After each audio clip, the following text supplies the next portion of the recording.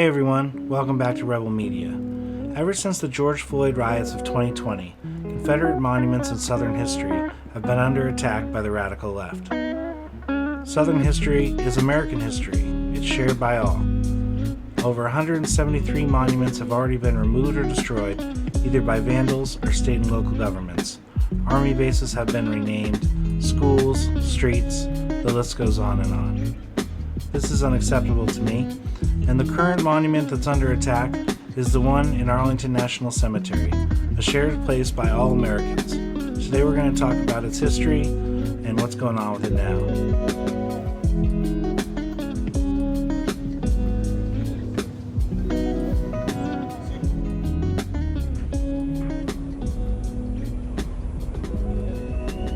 The land in which Arlington National Cemetery stands on originally belonged to Mary Custis Lee, the great-granddaughter of Martha Washington. Oh yeah, and this guy, Robert E. Lee.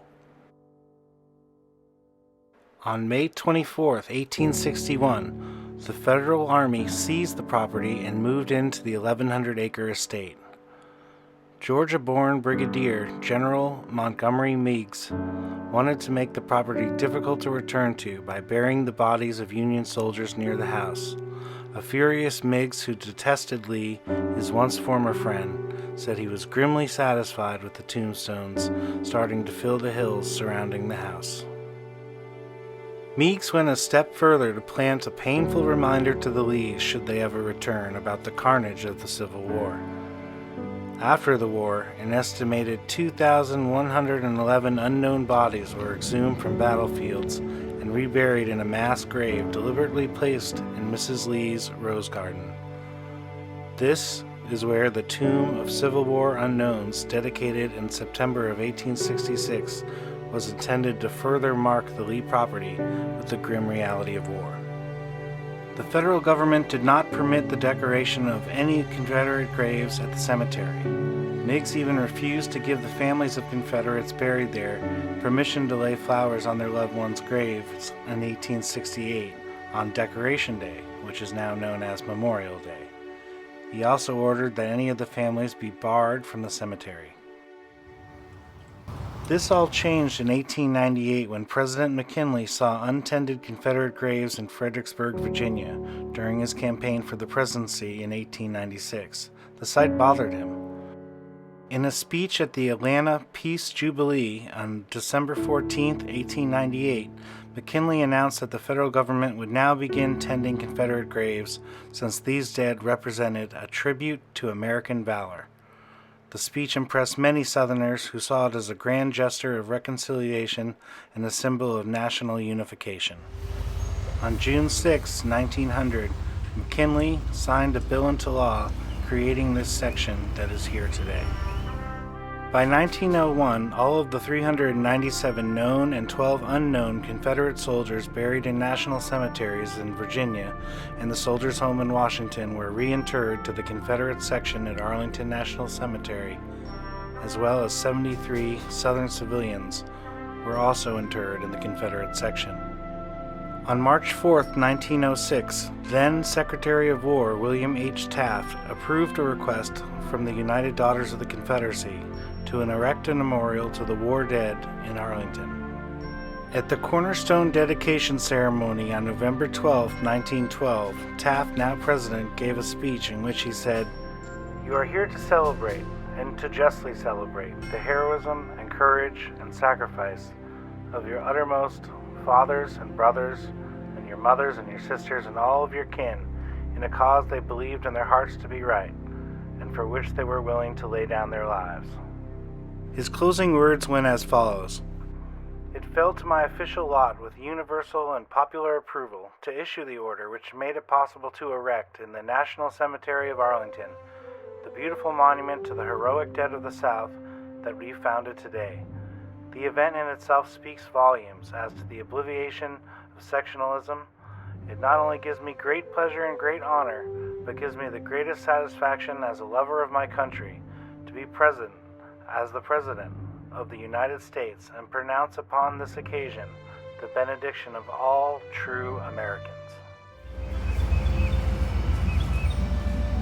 Cornelia Branch Stone, chair of the UDC committee, helped commission sculptor Moses Jacob Ezekiel to create the monument, and he was the first American-born Jewish artist to receive international acclaim.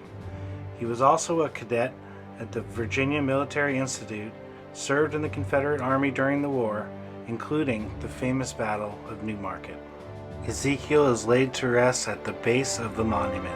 A day after what would have been Jefferson Davis's 106th birthday on June 4, 1914, the monument dedication took place with the main speech made by President Woodrow Wilson.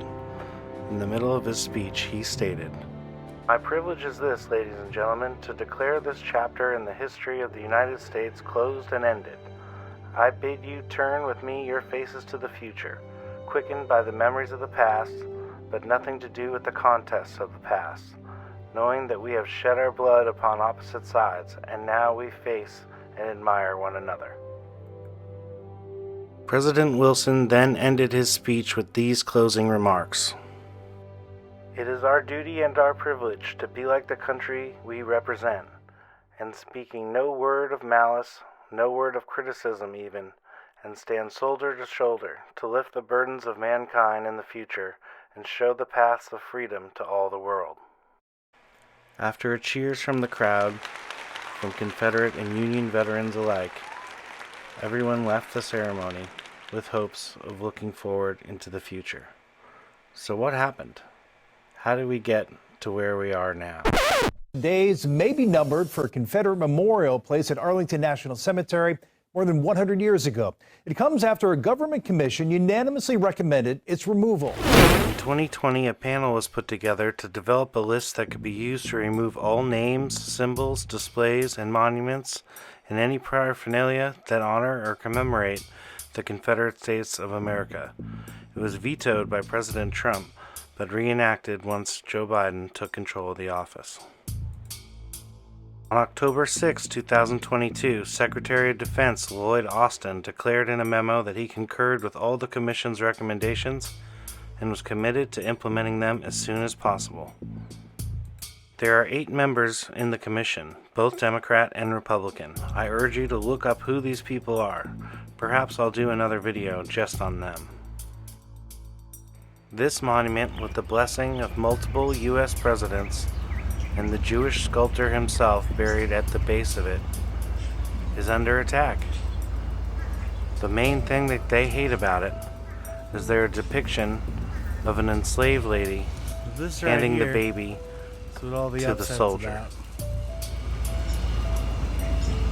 They want to take the enslaved lady off here. They don't like this. They don't like it at all. Nobody, especially me, is advocating for human bondage or slavery. Obviously, none of that is acceptable. But this depiction, during the time, is probably not that far-fetched when you think about it.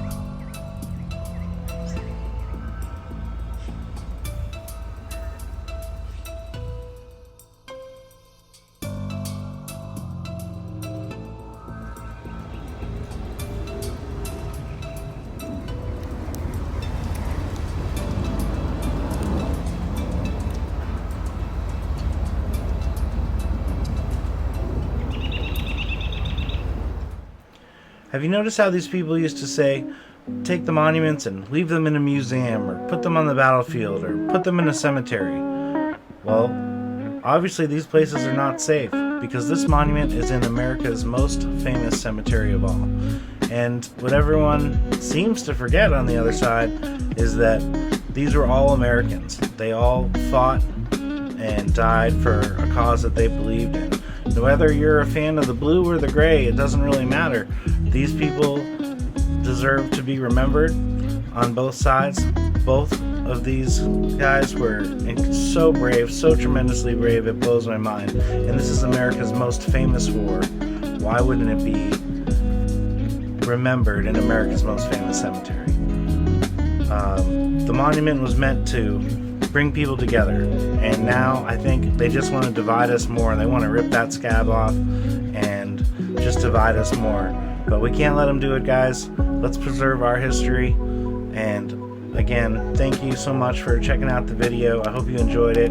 And if I earned it, be sure to like and subscribe, share, and all that stuff. And I really appreciate you guys, and we'll see you on the next video.